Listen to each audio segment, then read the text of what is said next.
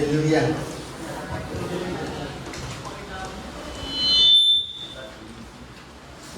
Amen. Sige po, bago tayo magsimula sa ating pag-aaral, nanalangin po muna tayo. Hallelujah. Dakilang Diyos, Ama namin banal sa umaga po ito, patuloy po kami nagbibigay ng pinakataas na papuri at pagsamba sa iyong dakilang pangalan. Salamat po, Diyos. Tunay na napakabuti mo sa aming mga buhay, Panginoon. Tunay, Panginoon, na ang dahilan kung bakit kami ngayon ay naririto sapagkat ito po, Panginoon, ay bunga ng kagandahang loob na amin pong pinanggap. Lord, salamat, Panginoon. Pagpalain mo po ang gawain ito, Panginoon. Pangunahan mo po kami, Panginoon, sa aming pag-aaral ng iyong salita.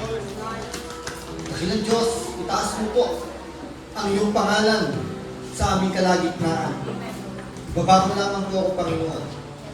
Holy Spirit, magbigay po kayo sa amin ng mga panibagong kapahayagan sa umagang ito sa pamamagitan ng mensahe na amin pong tatanggapin. Samahan po kami, Panginoon, maitaas at madakila ka sa umagang ito. Lord, pinagkakatiwala ko po sa iyo ang mensahe na akin pong daladala ngayon. Wala pong kabuluhan ito, Panginoon, kung wala ang iyong pagsama at ang karunungan na dinula sa iyo. Salamat, Lord. In Jesus' name, Amen. Amen. Amen. Amen. So, praise God.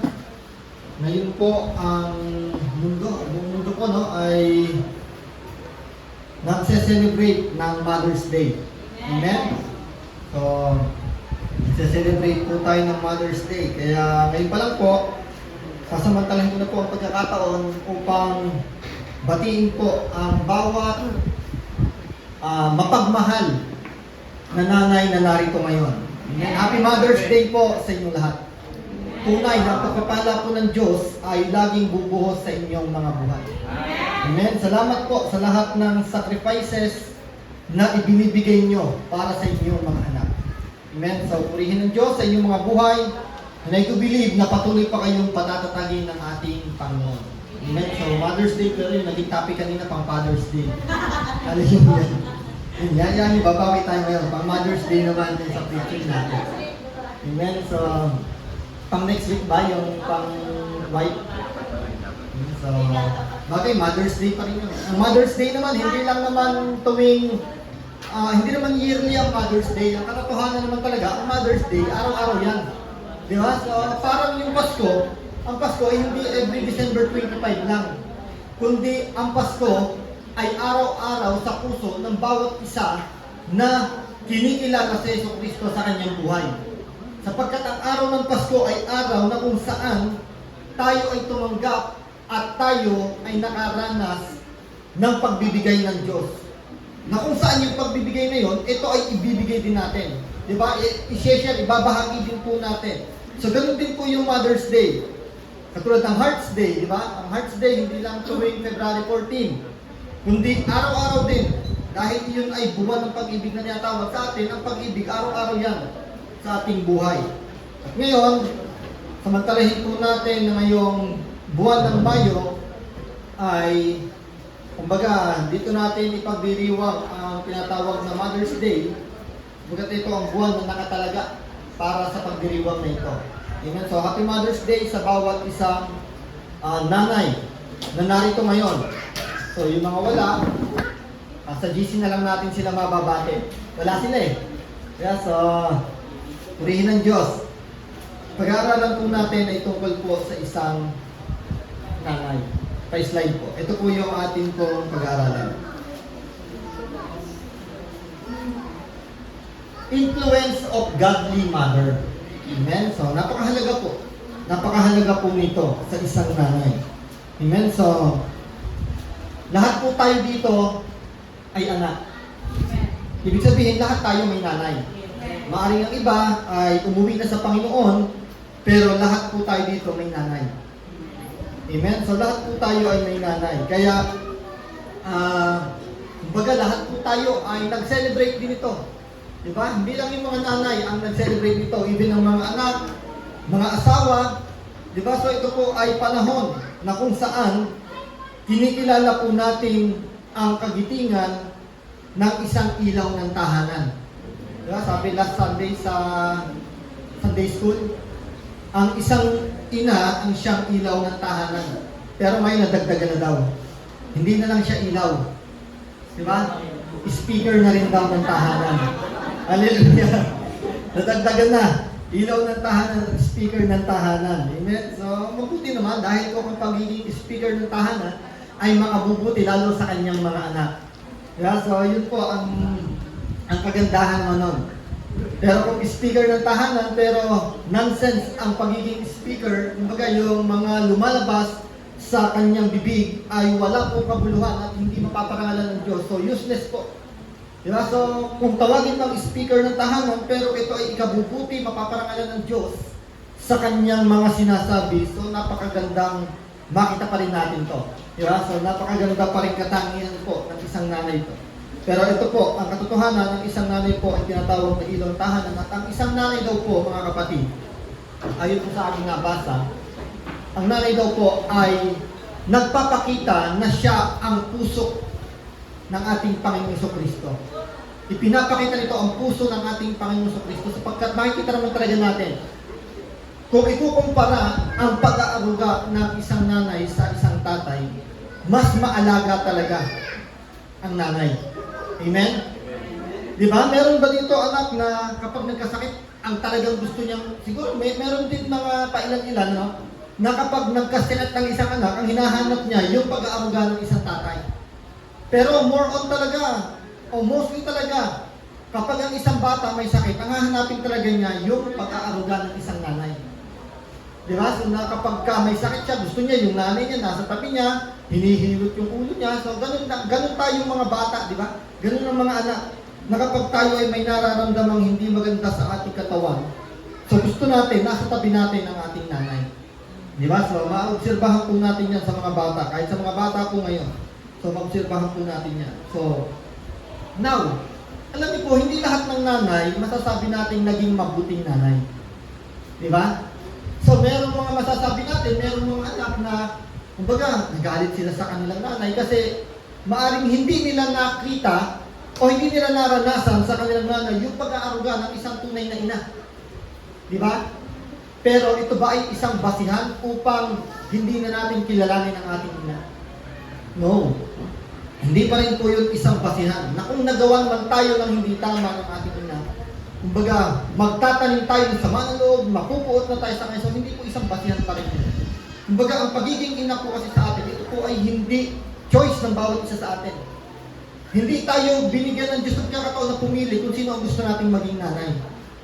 Di ba? So, ang pagiging ina po ng isang nanay sa kanyang anak, ito po ay kalooban ng Diyos. Hindi niya po ginusto na kung sino ang magiging anak niya at hindi rin ginusto ng anak kung sino ang magiging nanay niya. Di ba? So, kumbaga, no choice tayo, kundi kilalanin at irespeto po natin ang nanay na ipinagkaloob po sa atin ng Diyos. Di ba? So, biblical po naman yan na talagang kailangan po natin igalang. Sabi po sa isang utos ng salita ng Diyos, igalang mo ang iyong ama at ina. Di ba? So, alam niyo po, yung command na ito ng Diyos, hindi lang siya basta command kasi may kalakip na pangako sa huli. Ano yung pangako nun? Igalang mo ang iyong ama at ina at sasagana hahaba ang iyong buhay. So ang sikreto pala upang ang buhay ng isang tao ay patuloy na sumagana, patuloy na humaba, kailangan pala yung respect o yung paggalang sa kanyang nanay. So kahit nagagawan tayo minsan, kahit may isang anak minsan na piling niya, hindi niya naranasan ang pag-aaruga ng isang nanay. So, kailangan pa rin po natin igalang sapagkat ito po ay inuutos ng Diyos. Amen? Hindi naman kasi sinabi ng Diyos na igalang mo ang iyong mabait na nanay. Di ba? Hindi naman sinabi ganun eh. Na igalang mo yung mga nanay na nakita mo lamang na nag-aaruga, kundi ang sabi niya, igalang mo ang iyong ama at ina. Ang man ang ugali ng nanay ng isang bata o ng isang anak, kinakailangan igalang po natin sapagkat ito po ang utos na ibinigay ng Diyos. Pero pag-aaralan po natin ngayon ay tungkol naman po sa isang maka-Diyos ng nanay. Isang Kristiyano. Amen? So isang Kristiyano nanay kasi mga Kristiyano po tayo na naririto. Kaya pag-aaralan po natin ay tungkol po sa isang Kristiyano nanay. Amen? Ngayon po, meron po palang influensya o influence of a godly mother. So, ang isang godly mother po pala, malaki pala ang magiging influensya niya, hindi lamang sa kanyang anak. Tama? Hindi lamang po sa kanyang anak, maging sa kanilang tahanan. At maging sa labas ng kanyang tahanan, malaki ang magiging influensya ng isang godly mother. Amen? Tignan niyo po, ito po ang ating talata na pagbubulay-bulayan. Pa-slide po. Sabi po dito sa aklat ng Timoteo, ikalawang Timoteo, chapter 1, verse 5, sabi dito ni Apostol Pablo, sulat niya po ito kay Timoteo, Apostol Pablo. Sabi niya, hindi ko nalilimutan ang tapat mong pananampalataya na nauna ng iyong lolang si Loida at ni Eunice na iyong ina. Natitiyak kong nasa iyo rin ang pananampalataya ito. So ito po ay sulat ni Apostol Pablo kay Timoteo. Ano ang pinapakita dito? Na si Timoteo po na naging lingkod ng Diyos. Naging manggagawa, naging kasamang manggagawa ni Apostol Pablo. At ang sabi niya, tingnan niyo makikita ang kagandahan, ano? Ang sabi dito ni Pablo, yung pananampalataya na meron si Timoteo ay naunang nakita sa kanyang grandmother and mother. Alam niyo po si Eunice, ito pong nanay ni Timoteo, kung titignan po natin, ito po ay isang Hudyo. Pero ang naging asawa niya po ay isang Griego. Amen? Naging Griego po ang naging asawa ni Eunice. Ibig sabihin, si Eunice ay may pananampalataya kasi ang mga Hudyo, kinikilala talaga yan na may pananampalataya talaga sa Diyos. Di ba may pananampalataya po talaga sa Diyos ang mga Hudyo. Pero ang naging asawa po ni Eunice, ito po ang background niya, ang naging asawa niya po ay isang Griego. Pero dahil ba sa nagkasawa siya isang Griego na wala ba ang pananampalataya na meron siya? So nandun pa rin po ang pananampalataya ni Eunice. At ang kagandahan po dito, ang pananampalataya ni Eunice ay naisalin niya kay Timoteo. Ay pastor, di ba sa Diyos nang gagaling ang pananampalataya? Well, of course, sa Diyos nang gagaling ang pananampalataya. Pero ang sabi ng Bible, faith comes from hearing and hearing the message about Christ. Di ba? Hindi naman na basta isinalin, ipinapasa ko ngayon sa iyo ang aking pananampalataya, tanggapin mo to. So hindi ganun eh. So paano ngayon tinanggap ni Timoteo yung pananampalataya na meron ng kanyang lola at ang kanyang ina? Imposibleng hindi ipinangaral sa kanya ng kanyang ina ang tungkol sa salita ng Diyos. Ibig sabihin, na kaya tinanggap ni Timoteo ang pananampalataya na meron siya sapagkat ito ay ipinahayag ng kanyang ina sa kanya. Ang salita ng Diyos ay ipinahayag ng kanyang nanay sa kanya. Now, ano ba ang dapat nating makita? Paano ba makaka-influensya ang isang godly mother? So, hindi natin makikita. Una, pa-slide po. Godly mothers are women of sincere faith. So, ito daw pala yun. Ang karakteristik ng isang godly mother. Ang karakteristik ko pala, katangian ng isang makadiyos na ina, sabi ito, ay nagtataglay ng isang sincere faith. Hindi basta faith eh. Hindi basta pananampalataya lang eh. Sincere na pananampalataya ang tinataglay ng isang makadiyos na ina. Amen? So, what is sincere faith? Sabi, yung sincere faith, alam nyo, ito po ay kailangan, hindi lamang ng mga nanay. Maging ng bawat isa sa atin, kailangan to. Bakit ano ba ibig sabihin ng sincere? Sincere means, it is not hypocrite faith. Hindi daw ito isang hipokritong pananampalataya. Diba, parang ang pangit pakinggan hipokrito eh. Pero ang hipokrito po, yung kahipokritohan, ito po ay, kumbaga ang ibig sabihin po nito, hindi tunay. Peke na pananampalataya. Not genuine. Amen? So, ibig sabihin, ang sincere pala, ito pala ay genuine. Ibig sabihin, godly mother are women of sincere, of genuine faith. Merong tunay at totoong pananampalataya. Now, ito bakit kailangan na ang pananampalataya ng isang maka-Diyos na nanay ay totoo at hindi yung hypocrite lang. Diba? Yung paimbabaw na tinatawag ng Bible. Hindi yung paimbabaw. Bakit? Ano ba ibig sabihin yung paimbabaw o hypocritical faith? Faith that is put on the front of brethren. Ito daw po yung hypocritical faith. Yung paimbabaw na pananampalataya. Faith that is put on the front of brethren or in public but not set aside in the home. So may ganun palang pananampalataya, no? Ito ang kailangan maiwasan pala ng isang nanay.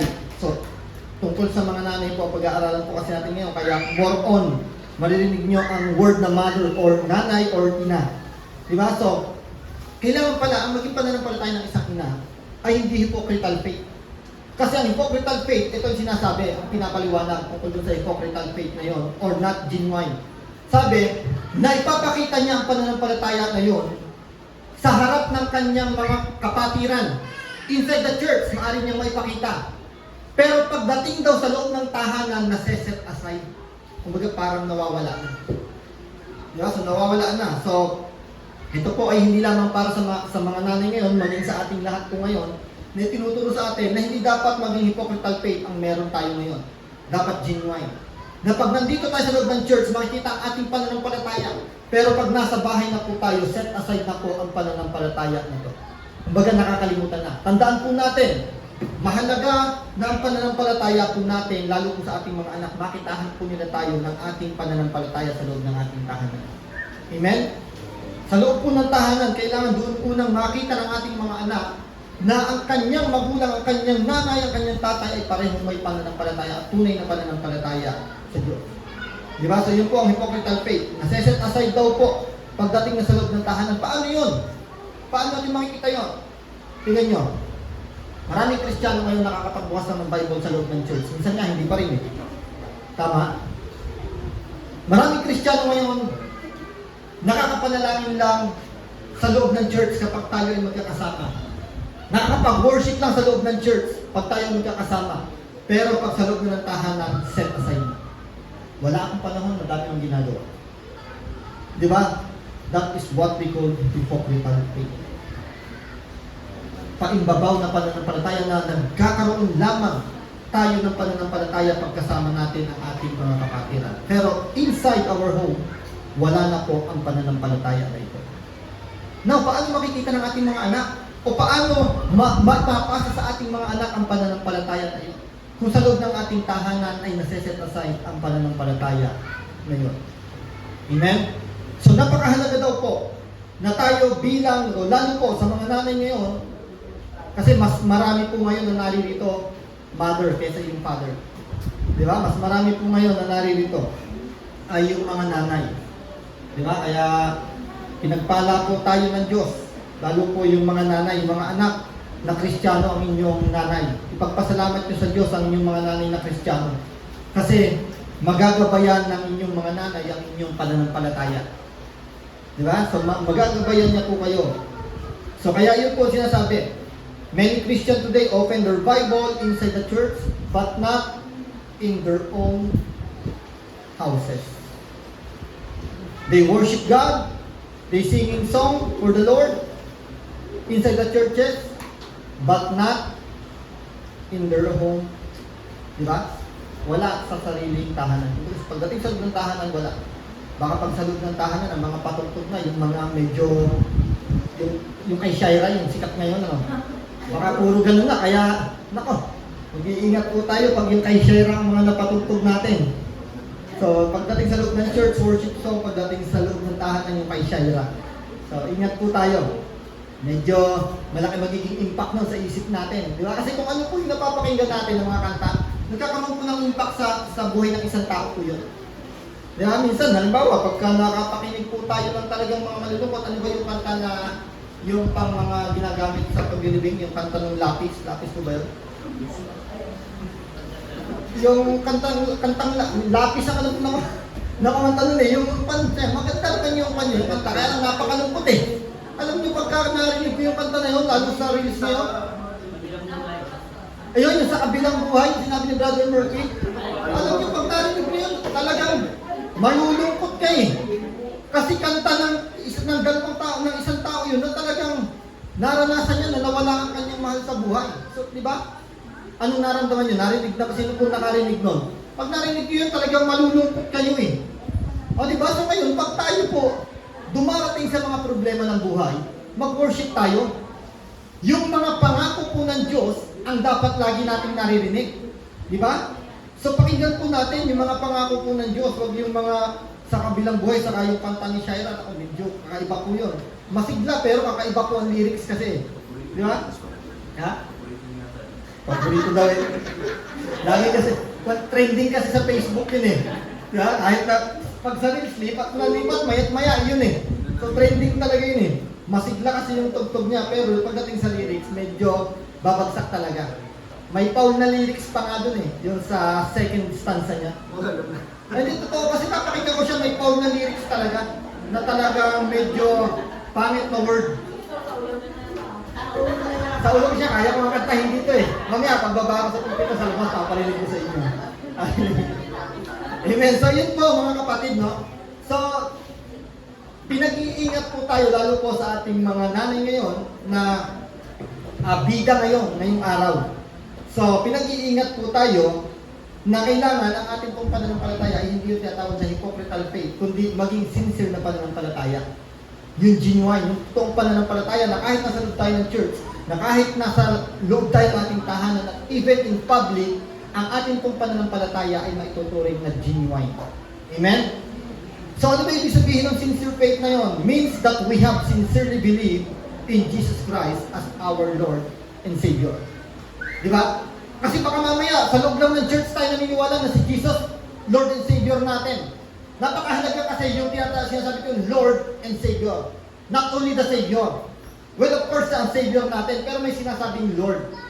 Di ba? Ano ibig sabihin ng Lord? Master. Di ba? Master. Kailangan, pag sinabi natin, Lord natin si Jesus, even inside and outside the church, inside and outside the home, or in public, si Jesus Lord natin siya. Paano yun? Siya ang mangunguna sa buhay natin. Hindi tayo pwedeng maging Lord ni Jesus. Si Jesus ang Lord natin. Tama? So si Jesus dapat ang Lord and Savior ng isang godly mother. So yun po ang tinatawag na sincere. Sincere na pananampalataya. Believe in Jesus Christ as Lord and Savior. Paano pa? Pag sincere ang pananampalataya, walk in Christ daily. Di ba? So yun po, isang sincere na pananampalataya kapag tayo sa bawat paglakad natin sa bawat araw, kasama natin ang ating Panginoong Jesucristo. Hindi natin pwede sabihin na, Lord, may lakad ako ngayon, pero pwede ba dito ka muna? Kasi kailangan solo ko muna yung lakad ko na to eh. May pupuntahan kasi ako, kasama ko kasi mga amiga ko eh.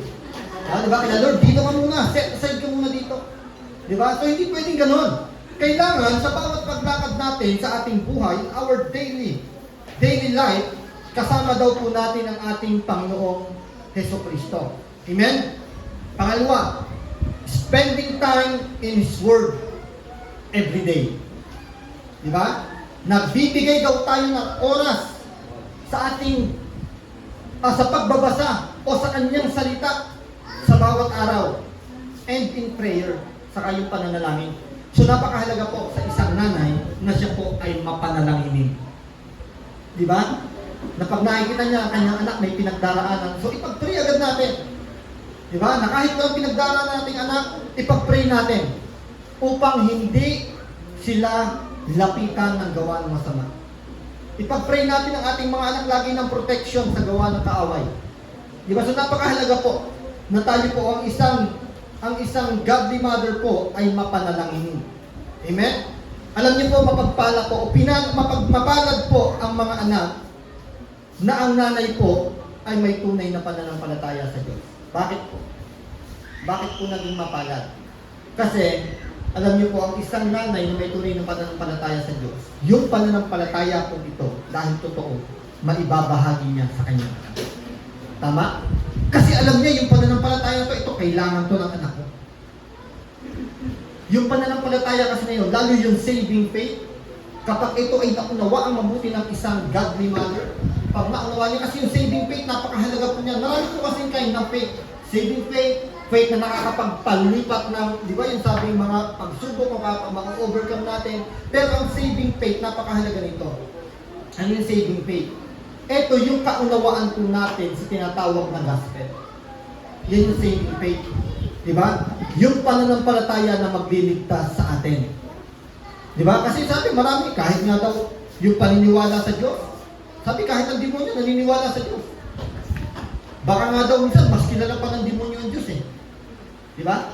Sabi ng James, baka mas kilala pa ng demonyo ang Diyos. So, kailangan yung saving faith natin, yung pananampalataya talaga natin sa Diyos, yung totoo. Yung totoo na saving faith ang pagkakaalam natin. Kaya mapalad ko ang mga bata na ang kanila pong magulang o ang kanilang nanay ay meron nung tinatawag na genuine faith. Bakit po? Maibabahagi nila sa kanilang anak. Imposible hindi nila ibabahagi yun. Kasi alam niya, ito kailangan maunawa ng anak ko. Kailangan malaman ng anak ko yung pananampalataya na ito na tinanggap ko. Kasi ito ang makapagliligtas sa kanya. Ito ang magiging instrumento ng Diyos upang siya ay maligtas. Amen. So napakahalaga po niyan. Hindi tawag na saving faith na yan. At ang kagandahan, pag tunay ang pananampalataya na tinanggap natin, tunay na pananampalataya din ang ibabahagi natin sa ating mga anak. Diba kasi maraming pananampalataya ngayon, kaya lang yung iba na mali ang pananampalataya. Lalo pagdating sa salvation, magkamali lang po tayo ng ibabahagi sa ating anak, maaaring mapahamak ang ating anak. Tama?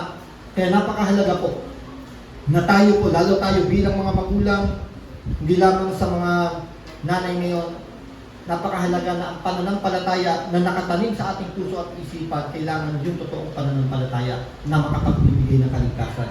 Kasi pag maling pananampalataya na ibahagi natin sa ating mga anak, pwede silang mapahamak. Diba? So maaari silang madamay sa ating kapahamakan. Kaya praise God. Kaya kahapon nga dun sa Bible study namin, sa Pastor Perry siya nagturo doon. Sa ngayon po, talagang pipilitin namin na ang mga ituturo lang sa inyo, yung mga fundamental talaga. Yung mga kailangan nyo kasi magturo man kami sa inyo dito na lumakas ang yung loob. Di ba? Na encourage kung paano kayo yumaman, kung paano kayo palalakasin ng Diyos. Pero kulang naman doon sa mga tinatawag na fundamental na pananampalataya na yan. Hindi naman naunawa ang mabuti ang pagdating sa salvation. So useless na lahat. Di ba? Yes, alam natin, tinutulungan tayo ng Diyos, pero hindi natin naunawaan ang tunay yung pagdating doon. Kasi kahit ang mga unbeliever ngayon, alam nila na ang Diyos tumutulong sa tao. Pero kailangan maunawaan muna ng isang tao yung ginawa ni Jesucristo para sa atin. Yun kasi ang mahalaga. Di ba? Yun kasi ang makapagbibigay ng kaligtasan. So, lakas-lakas nga natin dahil tayo ay nakatanggap ng mga advices, mga word of encouragement, pero hindi naman natin alam yung talagang pundasyon ng ating pananampalataya. So, sayang ang lahat. Diba? So, kaya napakahalaga po. Yan din po ang dapat na maitanim ng isang godly mother sa kanyang mga anak. Yung tamang pundasyon ng pananampalataya.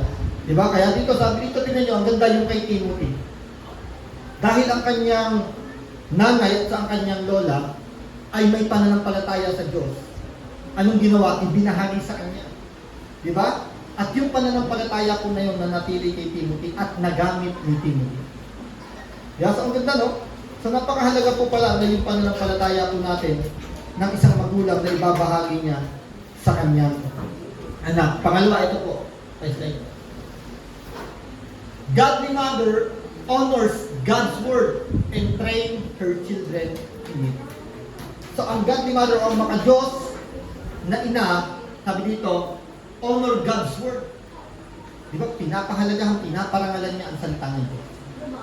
Iginagalang niya ang salita ng Diyos. At sabi dito, and train her children in it.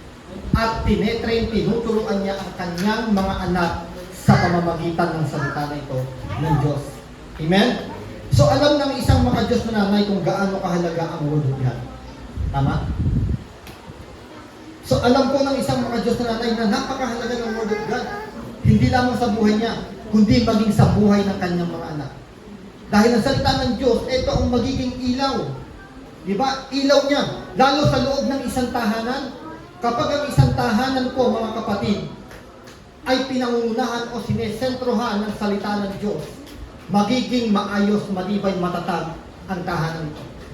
Diba? Hindi natin sasabihin wala ng problema. Yes, well of course, may mga pagsubok.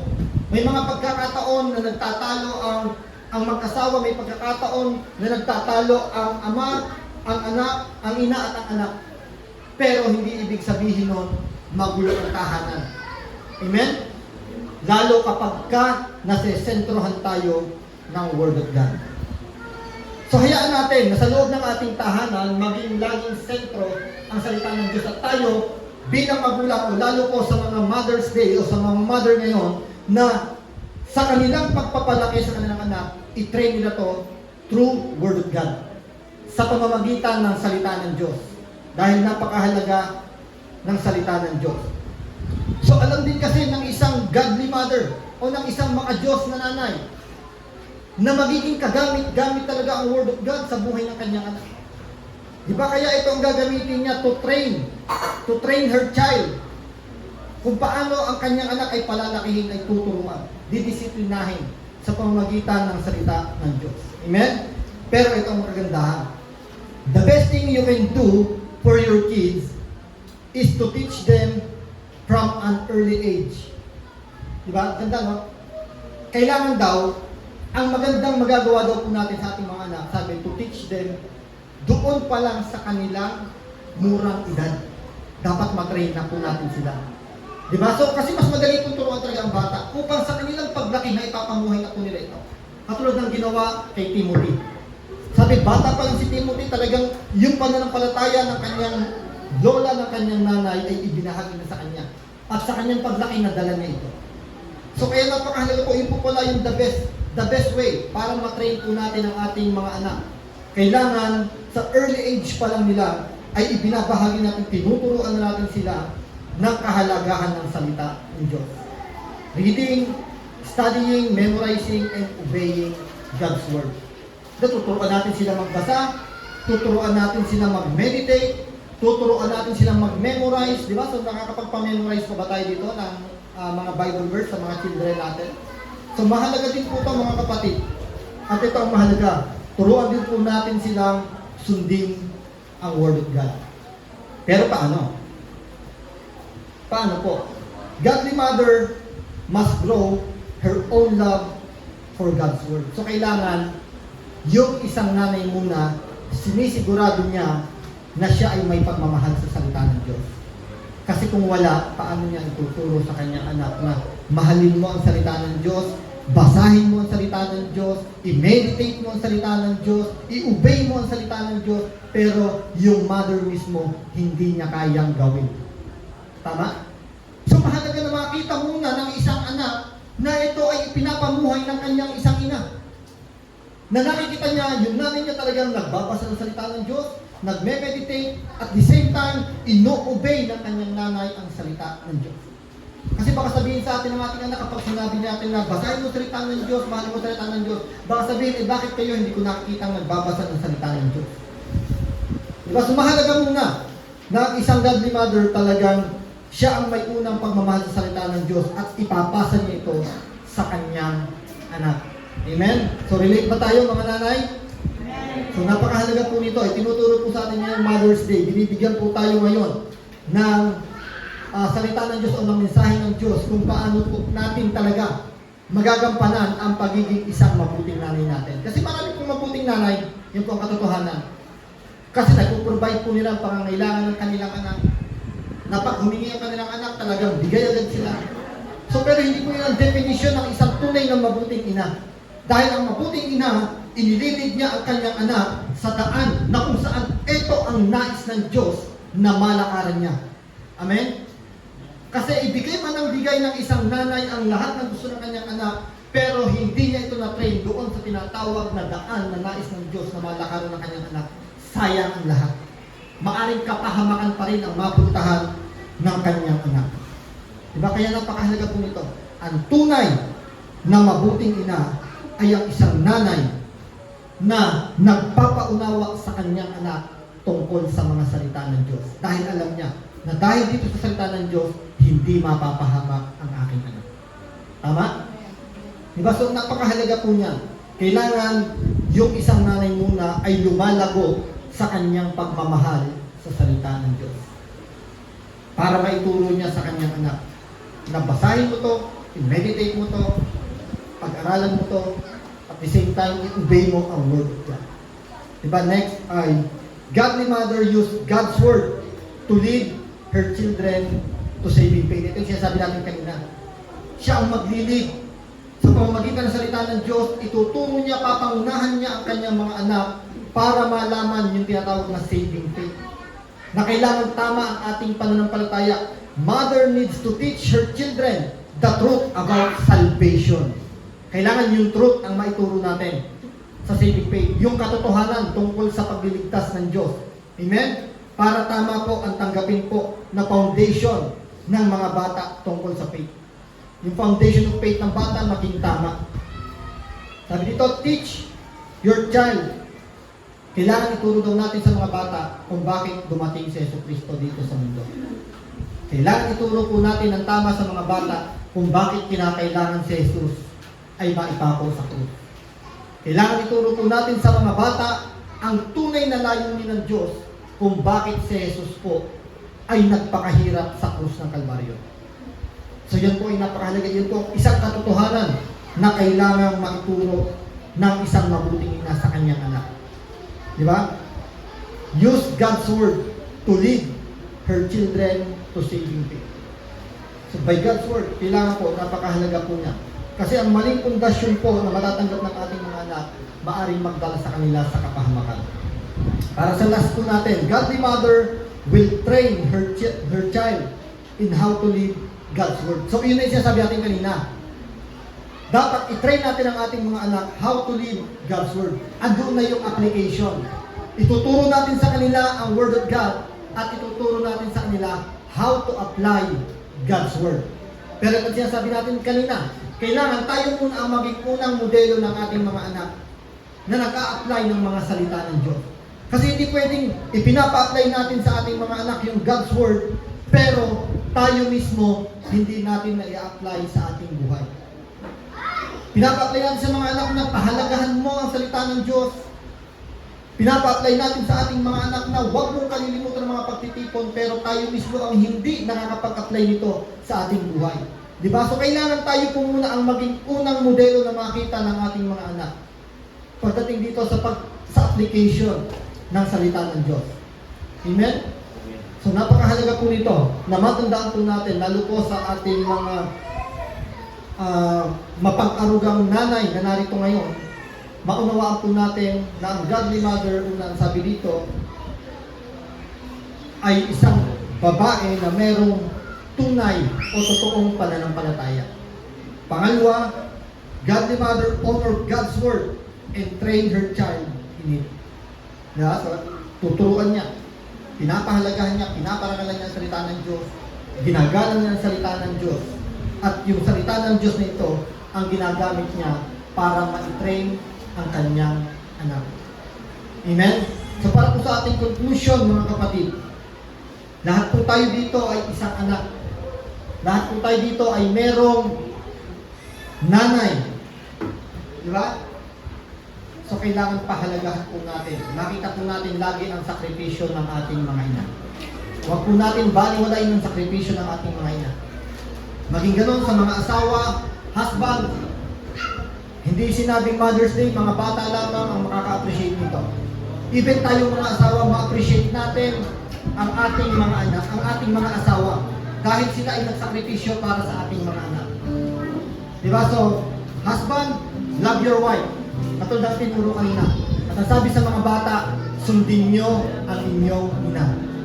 Mga anak na naririto, mga kabataan, mga bata, igalang nyo ang inyong ina. Diba? Dahil ang inyong ina, sa kabila ng inyong mga pagkukulang, katigasan ng ulo tayo. Kahit ang titigas ng ulo natin, hindi pa rin tayo pinabayaan ng ating mga ina. Inaruga pa rin tayo. Pinahalagahan. Diba? Hindi pa rin sila tumigil sa kanilang mga sakripisyo. So, lagi natin tignan ang sakripisyo ng ating mga ina. Diba? So, mga kapatid, mahalaga po na makita natin ito. At ngayong araw na to, na-appreciate po namin ang lahat ng sakripisyo ng ating mga mapagmahal na nanay na narito. Happy Mother's Day po sa inyong lahat. Patuloy kayong pagpalain ng ating Diyos. bigyan ng patuloy ng kalakasan at katatagan. Lalo po sa inyong mga sakripisyo, samahan kayo ng ating Panginoon. Hallelujah. Dakilang Diyos, salamat po sa umagang ito. Ngayon, Lord, ay nagse-celebrate kami ng Mother's Day, Panginoon. Na kung saan po, O Diyos, pinapakita po dito sa amin. Yes, Lord. Bawat araw, Panginoon, ito po ay celebration ng Mother's Day. Pero ang araw po ito, Panginoon, ay nakatalaga upang ito ang talagang maging celebration ng Mother's Day sa buong mundo, Panginoon. Lord, salamat sa mga nanay na naririto ngayon. Salamat sa mga nanay ng bawat isa sa amin, Panginoon. Salamat, Lord, sa kanilang mga sakripisyo. Sa kabila ng kanilang pagod, ng kanilang puyat, Panginoon. Sa kabila, Panginoon, na sila ay dumarating din sa kasakitan. Pero, Lord, hindi nawala ang pagiging nanay nila. Dahil sa puso nila, Panginoon, ang pagiging ina, Panginoon, ay hindi isang responsibilidad. Kundi ito ay isang pagkakatiwala ng Diyos sa kanila, Panginoon. Ang pagiging nanay nila, Panginoon, ay hindi isang responsibilidad. Dahil ito ay isang responsibilidad lamang, Panginoon. Maaaring dumating ang pagkakataon na sila po ay mapagod, mabigatan at sila ay bumitaw, Panginoon. Pero ang kanilang pagiging nanay, Panginoon, ay nasa puso nila, Panginoon. Kung kaya hindi maaalis ito, Panginoon, ng anumang pagod. Hindi maalis mo, Panginoon, ng anumang discouragement ng mundo ito, Panginoon. Bagkus patuloy mananatili sila na matatag, magsasakripisyo para sa kanilang mga anak. And Lord, thank you sa kanilang mga buhay. Pagpalain mo po ang bawat nanay na naririto ngayon, Panginoon. Ang bawat nanay under Blessed Family of God Church International, Panginoon. Pagpalain mo po sila, Panginoon. Ingatan, Panginoon. Ilayo sa anumang kasakitan, Panginoon. And I pray, Panginoon, lagi pong maging malakas ang kanilang loob, Panginoon. Hindi po sila bibigay sa anumang problema, Panginoon. Sapagkat kayo ang Diyos na patuloy magbibigay ng katatagan at kalakasan sa kanila. Ingatan mo sila, Panginoon, sa mundo ito. Ingatan mo, Panginoon, sila kung paano po nila mas lalo pa, Panginoon, na magagabayan ang kanilang mga anak, Panginoon. Kaya salamat po, Panginoon. Pinagpapasalamat po namin sa iyo ang mga nanay na naririto ngayon. Maitaas at maparangalan po kayo, Panginoon, sa buhay ng aming mga nanay na narito. In Jesus' name, Amen.